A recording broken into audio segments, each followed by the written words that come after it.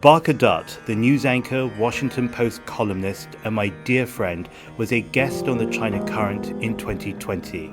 A few days ago, her father passed away in the pandemic.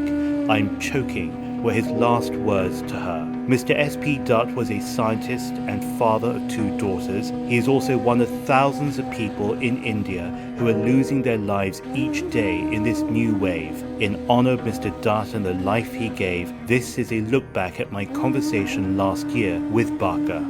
Barkha, one thing that makes me really sad is seeing these numbers continue to climb in India. We can talk about numbers, but let's talk about the people behind those numbers. What are some of the human stories that have moved you?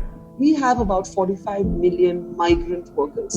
When the lockdown was first declared, and remember you're talking about 1.3 billion people in lockdown, there was a panic reaction among these poor people who A, wanted to be home just like any other human being, and B, they lost their source of income because there were daily wages and the factory owners, etc., stopped paying them because there was no indication of how long India was going to remain in lockdown.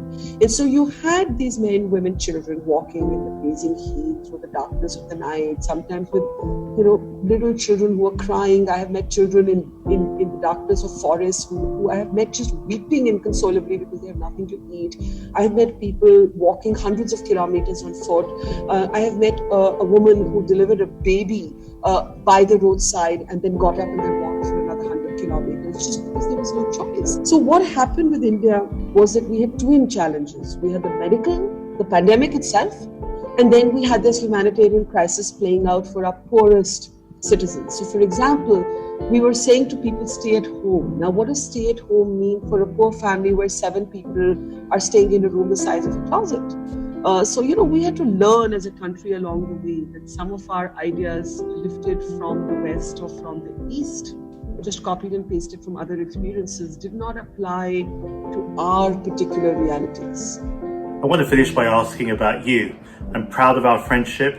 I look at your work all the time. I see you traveling across the country throughout this pandemic. How are you keeping safe? How did we keep safe? Well, the science kept changing and we had to keep changing with it. So for example, when we first started, we were told that everyone doesn't have to wear masks.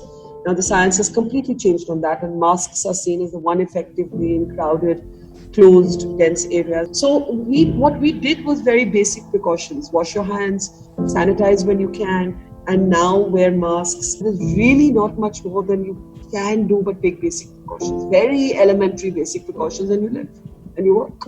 Your work is so important because it continues and has done for many years to shape public understanding. But I ask you, please be safe, and everybody where you are. Thank you, James, and stay safe too. It's a pleasure, and I'm so happy to be talking to you after such a long gap. So it should not be a long gap till the next time.